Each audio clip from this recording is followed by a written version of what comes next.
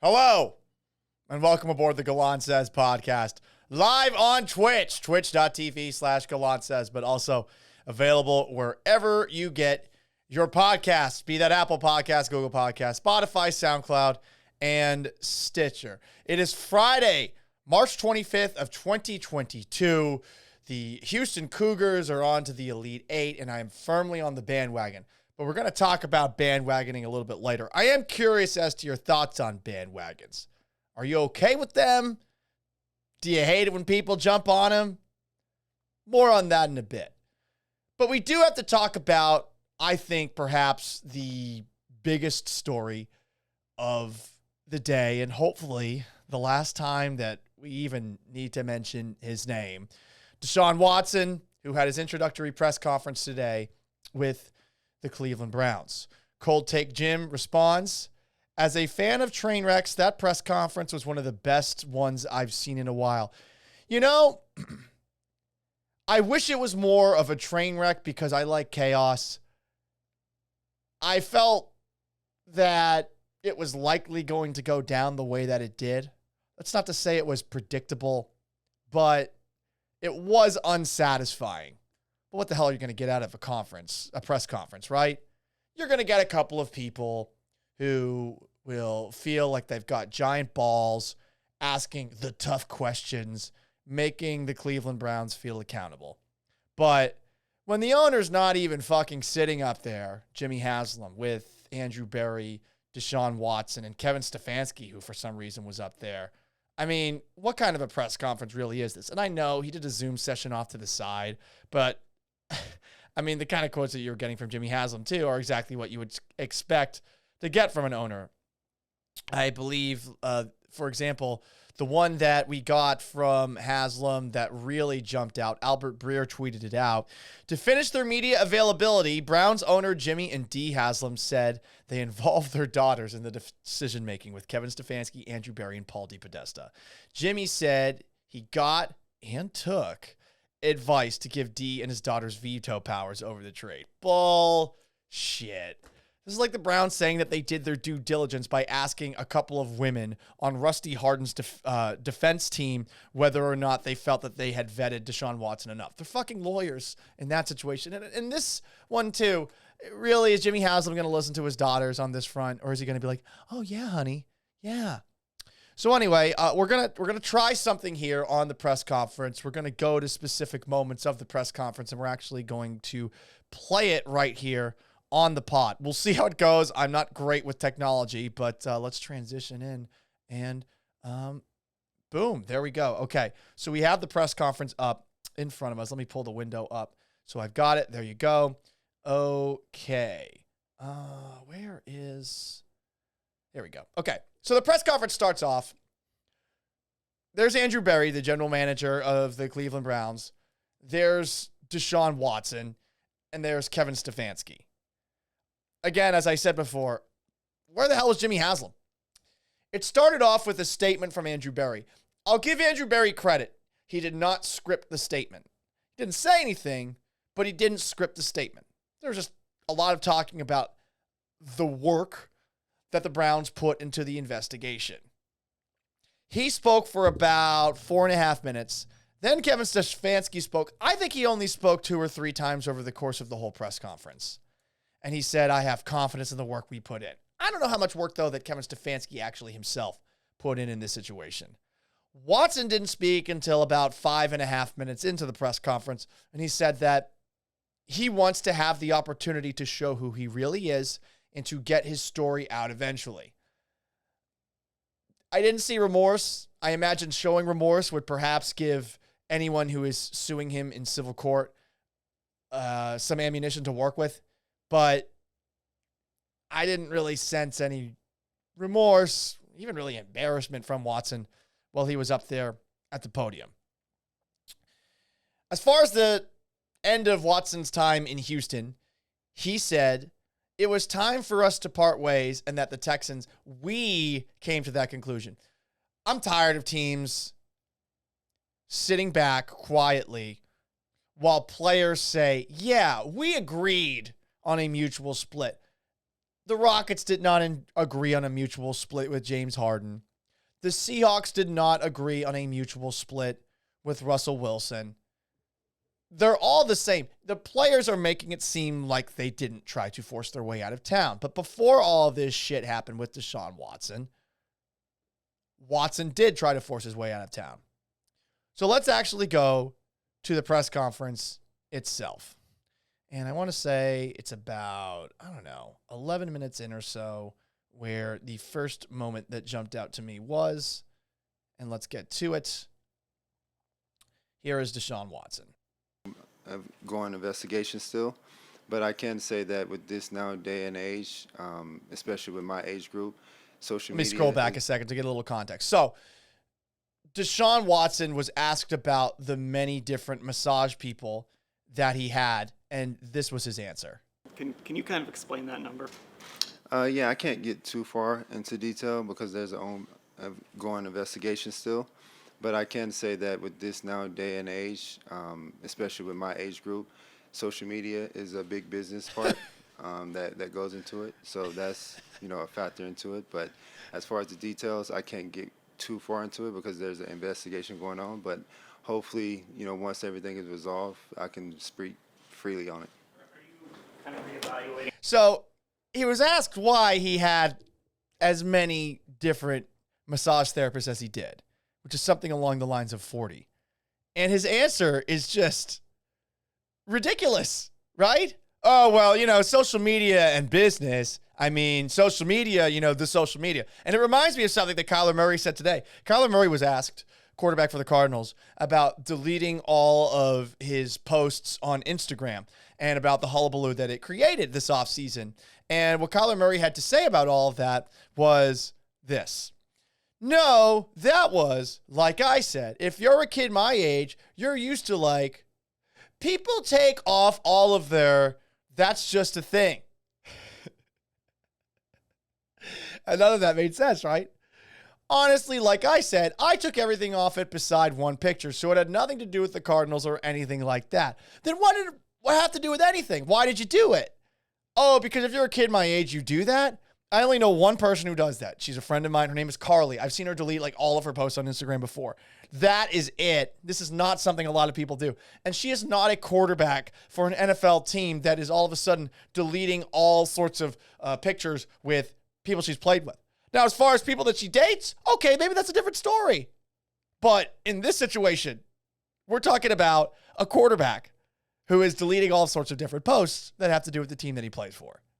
He continued saying, we'll get back to Deshaun Watson in a bit. I just found this Kyler Murray quote hilarious. Obviously, you've got the whole social media stuff and then coming out with whatever it is about in the future and stuff like that. What the fuck? But honestly, I'm happy where I'm at. I'm just being where my feet are and keeping the football the main thing like I always have. Obviously, you've got the whole social media stuff and then coming out with whatever it is about the future and stuff like that. Oh, boy. All right, let's continue this Deshaun Watson press conference. If we scroll ahead to, I want to say 13:45 in, Watson was asked why he eventually decided to pick the Browns. Do with the contract? Actually, it had nothing to do with the contract. I didn't know about the contract until I told my agent that I wanted to come and be a Cleveland Brown. That was secondary. That was after the fact that we spoke on the phone with AB and Kevin and the Haslam family. So that had nothing to do with me choosing the Cleveland Browns. So he chose the Browns not because of the money. Bullshit. Sorry, I don't believe you. No one should believe him. I picked the Browns and then the money happened. Now, maybe another team would have paid him, and there is a report about how a team called the Cleveland Browns after the fact and were like, yo, we would have matched this. What the hell happened? Watson did eventually decide on the Browns, but I'm sure this was the sweetener. They were out. How do you get back in when you're desperate for a quarterback and Baker Mayfield is putting all sorts of sad social media posts together? Offer the bag. Be honest. Come on, Browns. I didn't expect any transparency in this press conference, but come on. Is that really that hard? Is that really that embarrassing? We all know what you did. Just own it and move on, and people are going to forget a couple of years from now. A little bit later, Watson mentioned that there is a stain that's going to stick with me for a while. And all I can do is keep moving forward. And that seemed to be the mission statement for Watson when he was up at said podium. Just continuously going back to that. A couple minutes later, at 18:03, I was struck by this part of the Deshaun Watson press conference, where he gets a very pointed question. Why should you be believed instead of more than 20 women?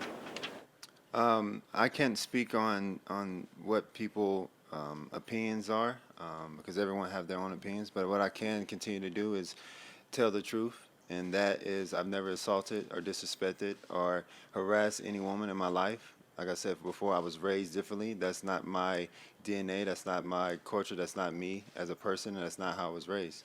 And for me, just to continue to push forward and show people that who I really am. And a lot of people haven't met me before. A lot of people haven't spoke to me before. A lot of people haven't been in the same environment as me before. And I want to continue to open that up and be able to have people. Okay, blah, blah, blah, blah, blah, blah, blah, blah, blah, blah, blah, blah. Let's go back to this part. Because I just was struck by how, once again, defiant he has been in the wake of all of this. Instead of more than 20 women.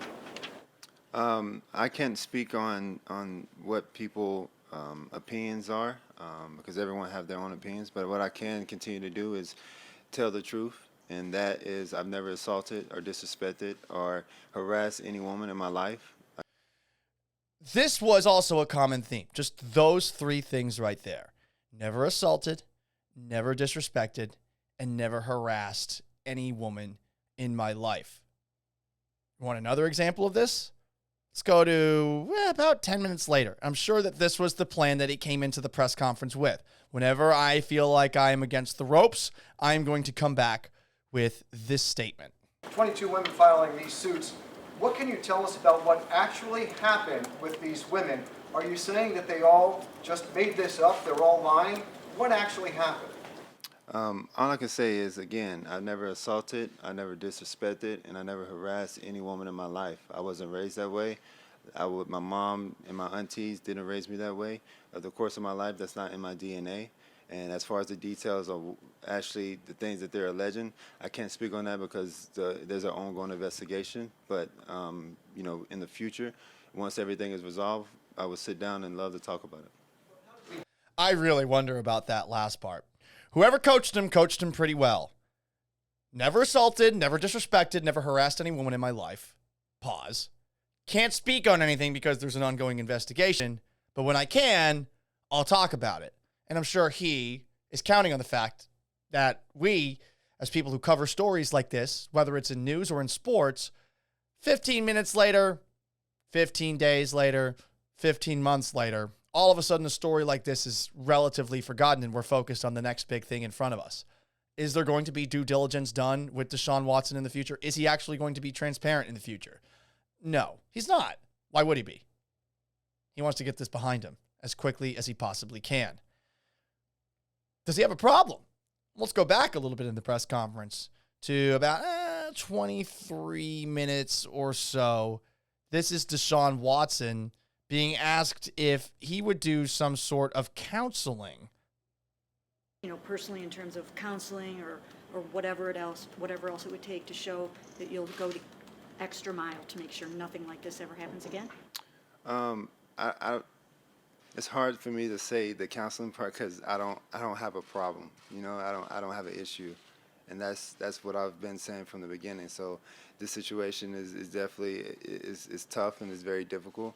But me as a having a problem going to counseling and things like that, I'm willing to talk to people about certain situations to make sure I'm not getting back in this. But like I said before, I never assaulted anyone, never disrespected anyone.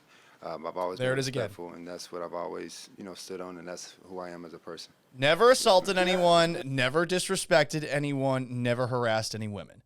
Just consistently said throughout the press conference. That was the game plan. One more time. Would you do counseling? I don't have a problem or an issue. You also heard him say there, but I am willing to talk to people to make sure I'm not getting back into this. Well, is that because you're addressing a problem, or are you just doing this so that people are going to stop annoying you?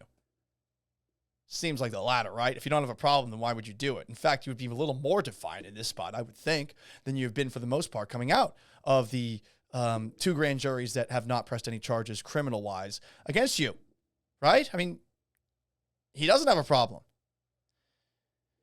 It really felt, you watched the whole entire press conference, there didn't seem to be any regrets anywhere. And I'm not going to say I'm like, oh God, I'm so disgusted coming out of it. You know, I feel like I've kind of exhausted all emotions when it comes to all things Deshaun Watson. But there's one last part where Watson got a question and the way he responded to it was interesting to me. We're working hard on and understanding where we want to move. For Deshaun, on this whole off-the-field situation, do you have any regrets on anything? And if so, what were they? I mean, I don't have any regrets. Like I said before, the things that are off the field right now that came up, you know, caught me by surprise because I never did anything that these people are alleging. And I know a lot of people say that I took the year off, and I used that to be able to clear my name, like the previous 2 weeks, and just to continue to fight that. And I just continue to work and become a better person, a better player. No regrets, and I just want to move forward. I mean, should we have expected anything different from the press conference? No. Should we have watched the 40 minutes of this press conference at all? No. We weren't going to have our opinion changed one way or the other. If you believe Watson, you believe him. If you don't believe Watson, you're not going to believe him based off anything he said. There's one more moment I wanted to get to, and I just thought it was interesting the way that he answered this. It's a better son. You know, Blah, like blah, my blah, mom has better always taught me. son. You know, me be able to Where work is is it? resolve Maintaining his innocence. and without, you know, me speak on it, I can speak freely on it. We're going to close it out with Dan. Part is just to fight that. Like Challenge right now. There was a point, okay, well, I can't find it. All I know is that he said, what's been the most difficult part for you personally going through all of this? The first thing he said was, well, with football, with life. Again, he's just so clearly wanting to turn the page, and this press conference to him probably shows that, yeah, he's going to be able to turn the page and turn the page quite easily, and the Browns are going to move on, and we're all going to forget about this eventually because we all suck. So there you go. Let's get back into the full screen, everybody.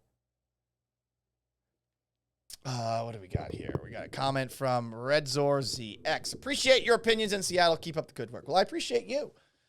And I hope that you're not a Zags fan. That was a rough night last night for the Zags, a team that I did root for when I was in Seattle. Sorry, I tend to lean with the east side of the state of Washington on pretty much everything. Sports, because I like Wazoo. They're fun. Basketball, because Gonzaga's the good team. UW. Ugh. And also, maybe the politics, but whatever. That's fine. It's neither here nor there. I jumped onto the University of Houston Cougars bandwagon, and I'm not ashamed of it. But I have questions about bandwagon jumping.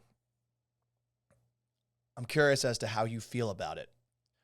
Growing up in Boston, you are generally going to be, if you like sports at all, someone who views the local teams as part of your actual heritage. I think it's like this in Philadelphia, in New York, I'd argue probably in Cleveland.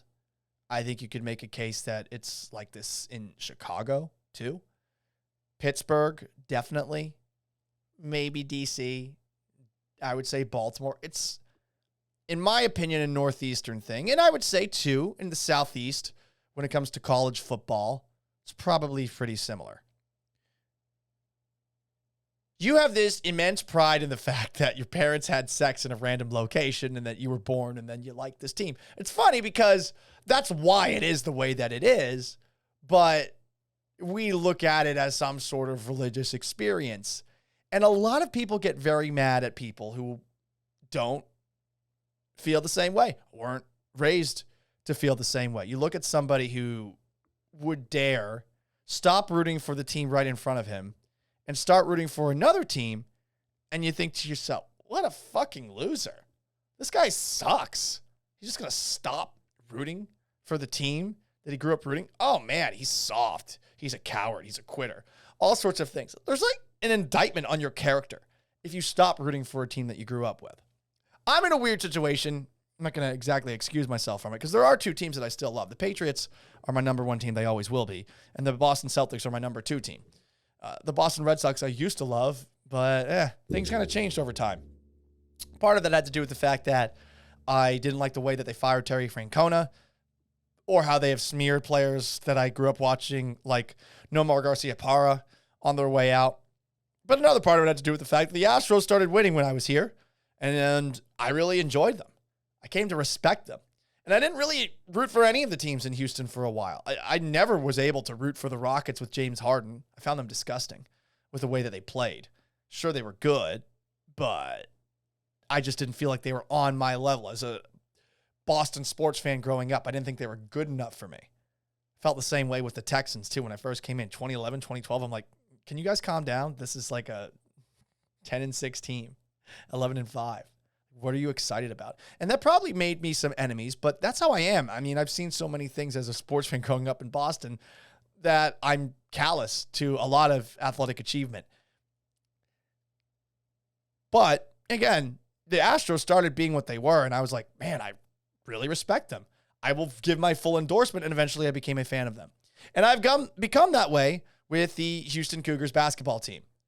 The Cougars, to me, are a team that I think has really, really shown that they play basketball in a way that is almost counter to the way that you expect to see it played, both in the NBA and in college these days.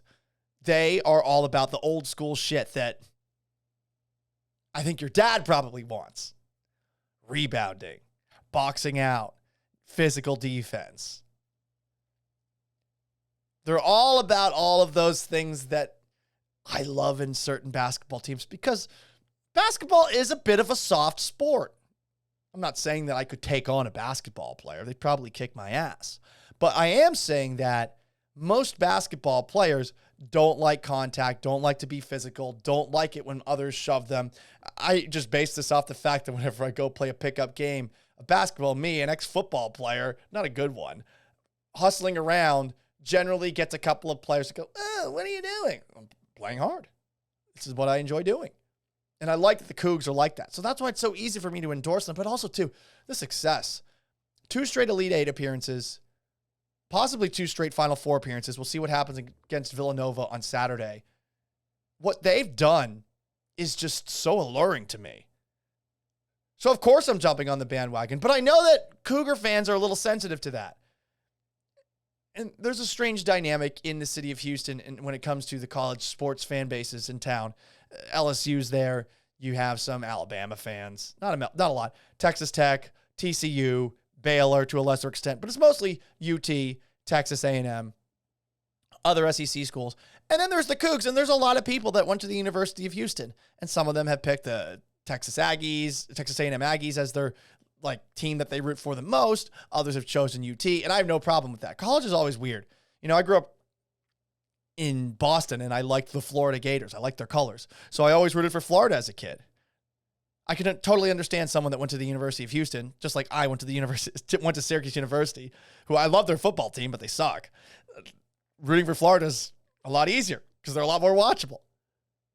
If you're somebody that grew up in Houston and you went to the University of Houston, all right, you probably like the Cougs, but there's other teams that you're probably paying a little bit more attention to in college because until recently, the Cougs weren't very good every single year, but now recently they've been pretty good in both sports, both football and basketball for a while. They have good athletic facilities. They're going to move into the Big 12. There's a lot of things in their favor. I'm curious as to how you feel about other people rooting for your squad.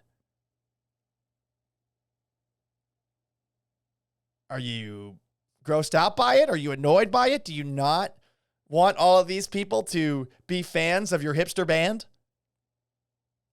I listened to it first. Oh, yeah? You root for the Cougs? Name one song. You know, like you see with people who are wearing Nirvana shirts and stuff. Nirvana might be my favorite band, by the way. Got into a rabbit hole of them ever since that the Batman came out. Something in the way. I don't care if I live or die. I don't care what happens to me. I'm Robert Pattinson. But I'm curious as to your thoughts on bandwagoning. I feel like if you like something enough, you can jump on that bandwagon. You should probably ask for permission first. And you can't act like you have been a fan of that team all along. Just admit it. You jumped on the bandwagon. If someone gives you shit over it, that's their problem. Not your problem. You get to enjoy the sport. You get to enjoy what you like. Don't let people shame you for jumping on a bandwagon. In the past, I would have. I won't do that anymore. My code has changed just a little bit. What else have we got on this episode of the Gallant Says podcast? Oh, yeah. I wanted to touch on this. So, for those who don't know, my first job in radio was at Sports Radio 610, home of the Houston Texans. The Texans play here, and Texans live. The Texans and Texans now. Texans replay. Like, so much Texans. And I didn't mind working there because the NFL is my favorite sport. It's not close. If I could talk about just the NFL all day long, I would, but things get a little bit boring, and I do like March Madness. I do like playoff baseball. I do like the NBA. But football, I mean, it's my religion, especially the NFL. So I used to work at 610. In Seattle, I worked at 710 ESPN Seattle. Now I guess it's Seattle Sports Station or something like that. And they were the Seahawks flagship station in addition to being the Mariners flagship station. When you work with a team partner, there's always going to be this idea that because you work for the flagship station of this team, that you're going to be biased, that your opinions are going to be slanted. And I know that 610 still gets a bad rap for it, and I think the bad rap is unfair. Is it because I was there for a while? Partly, but I mean, I remember calling Bill O'Brien a beta bitch because he punted down 2 scores against the Patriots. Said it was a beta bitch move to punt down 2 scores against the Patriots at the beginning of the 2018 season. Even though the punt got muffed, I was just like, you're down 2 scores. You're going to lose the game. What are you doing? It's a cowardly thing to do. It's almost waving the white flag. There were times where I said that the Texans didn't care about winning. There were times where I called out their owner, Bob McNair. And part of that might have had to do with the fact that our boss may not have been listening to me. Part of it may have had to do with the fact that we kind of were a little sick of the relationship that we had with the Texans because the Texans essentially have their own programming that is separate from 610 on 610, and they still do. I imagine that all of the programming these days, though, is something that looks at things with a very negative lens. Things changed, though, when Armin came in to replace Ryan McCred and Armin Williams, where they were trying to clearly rebuild the relationship between the Texans and the station, and I think that some things that I did perhaps might have led to my eventual exit from the station. But I'll say this, in 8 years, I was never told what to say. I was never told what not to say. There was only one time where I heard about how there was a team that we worked with that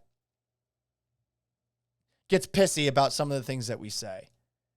And at 610, that was the Rockets. I remember one of my co-hosts read a story over the weekend about the ratings for the Rockets on TV being down. And I mean, of course they were down. There's like Louis Scola and Kevin Martin were their 2 best players. Who the fuck wanted to watch that team? No offense to those 2. But it was a boring, like, middle-of-the-road team where they were competitive at least, but, you know, there was nothing really that flashy about them. So I remember we talked about this, and Tad Brown, who was the president of the Rockets, got super pissed off and butthurt about it and tried to have that guy fired. I know that he's yelled before at another one of my colleagues back in the day, like in a group meeting. I'm glad he's in Philadelphia, and I can't wait to see his Sixers, along with James Harden, blow it in the second round of the playoffs, like Harden generally does. And for all the Philadelphia people to turn on the new 76ers presidency. But honestly, if you want to find partnerships between radio stations and sports teams where the sports teams are in control of everything. In Houston, the one to look at is 790. The Rockets are probably a little different these days, but they've always been sensitive. And the Astros, I mean, they're great now, but there's probably some things that people at that station can't do because of the Astros and their footprint there. I don't have a lot of background on it. I just know that it's different at 790 than it is at 610. And you can guess who I heard all of these things from, but he makes some damn good points. At 7:10, and I know you're bored and you're wondering, Paul, what's the point here? But at 7:10, the Mariners were a little sensitive with some things. I would hear about them through third parties, but I was always pretty insulated from anything that might have pissed off the teams that we were partners with. The Seahawks never got mad at me. And I was dumping on Russell Wilson for an entire offseason. You know, they never got mad at me. Now, they might have been mad about some things, and they never told me about it. But no, I never had a bad relationship with the Seahawks or the Mariners, and I felt like the Seahawks allowed me to be critical. You know, I was pretty pointed. Perhaps I took the wrong side. Perhaps I should have taken the side of Russell Wilson or something like that, so that all those online hooligans like Evan Hill would be satisfied with their very like basic tweets that they put out there into the ether of anger that get so many likes and retweets. Am I jealous of it? Yes, I am. It's fucking annoying to me. But whatever. Doesn't matter. I've made a pledge going forward. I'm just going to tweet positive things about Colin Kaepernick because I'm just going to get a huge Twitter following because that's all that matters in life. Anyway, I bring all of this up about team partnerships with radio stations to talk about Washington football team / the Commanders. So Odyssey, the company that owns 610 as well, is dropping the Commanders for the radio. At least that's how they spun it. The organization and the company disagreed on the value of the broadcast, wrote the Odyssey in a statement. And the station believed it was important to continue to be able to provide honest, objective information, analysis, and commentary about the Commanders. It was important for us to continue to provide what we provide on our talk shows, which is honest, objective analysis on the team, which I feel like 610 did, which I feel like 710 did. But the Commanders claimed essentially that Odyssey was fired. They said, we initiated a formal process last fall for the Washington Commanders radio broadcast agreement, which concluded last week. Multiple companies submitted bids as part of this process, including Odyssey, who was an active and aggressive participant and submitted multiple partnership proposals for the next 3 years of increased value over previous deal. Based on the evaluation process, we selected a new partner who will bring a significantly larger deal as well as new creativity and broader reach and scale to programming. We shared with Odyssey last week that we would not be moving forward as partners. The Commanders actually might be telling the truth here, and Odyssey might be full of shit. But do you actually believe the Commanders? Do you believe anything that the Commanders do say? No, they don't deserve any benefit of the doubt. And I'm curious as to where they go, because a radio station dropping an NFL team is noteworthy. A radio station getting dumped by an NFL team would also be noteworthy, but it generally doesn't happen. I mean, you know, the 610 took quite the deal with the Texans when it comes to the whole Texans radio thing, where they're losing hours of programming on Monday and morning drive and in Monday afternoon and afternoon drive, and losing nights essentially to Texans programming too. Like they gave up a lot. They gave up a lot. And they still decided, even for a football team that largely has been a giant disappointment, that, yeah, it was worth it. The Commanders, for all their bullshit over the last 20 to 30 years, they still have a massive fan base in D.C. So it was surprising to see that. Below Black Star, I don't even like baseball, but I cheer for the Astros just to upset Mariners fans. That's kind of funny. You're welcome aboard the bandwagon. I don't know what I'm going to do in an Astros-Mariners game. I think, and I haven't bought tickets yet because tickets are so fucking expensive right now because of gas prices, but I was looking ahead at Memorial Day weekend because the Astros are going to be in town at T-Mobile, and hopefully the weather cooperates in Seattle, but I think I will be there for that series. And I honestly don't know how I'm going to root because I do really like what the Mariners have done over the last 2 years. But of course, I was here with the Astros from the bottom all the way to the top. Am I allowed to have a jersey with both teams? Can I be on the bandwagon of both teams? Be like a nice little, I don't know, open relationship. Anyway, one last thing before we hit the road. Are you guys tired of the Joker and all the Jokers that we have seen in pop culture over the years? Well, we got Heath Ledger in The Dark Knight, won an Oscar for that performance. He was great. We saw Jared Leto in a couple of the Batman and the Suicide Squad movies. I also think in Justice League too. On that one. And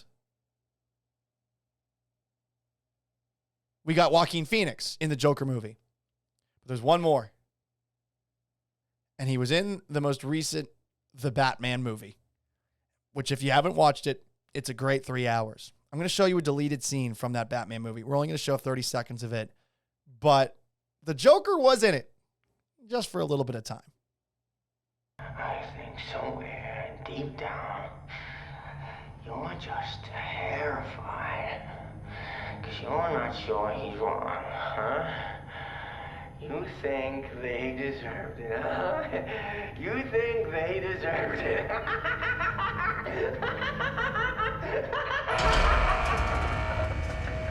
I got to say, that's a damn good Joker laugh. That's Barry Kagan, who I believe is Irish, who also was in that really shitty superhero movie, The Eternals, which was just so bad. It had a bunch of people that you recognize. It had one of the guys from Silicon Valley.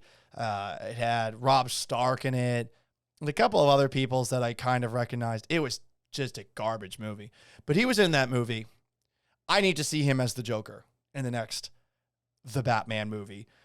It was good. Robert Pattinson, Slade, Colin Farrell, you won't even recognize him. If you haven't seen it, once again, I highly recommend you do, because this scene was deleted from it. That's how good of a movie it was. I thought this was a good scene. Watch all 5 minutes of it. It's up on YouTube. Anyway, that's going to wrap up today's edition of the Gallant Says podcast, available wherever you get your podcast. But you can watch it live on Twitch and ask me any question, twitch.tv/Gallant Says. If you haven't already, please subscribe, rate, and review on Apple Podcasts, Google Podcasts, Spotify, Stitcher, SoundCloud, wherever you get your podcast. You can also subscribe on YouTube, see some short clips from the podcast and from the Vanessa and Gallant radio program, which you should also be subscribed to. Until Monday at around 3 o'clock Central Time on the Gallant Says podcast. So long, farewell, have yourselves a wonderful weekend, and go Cougs!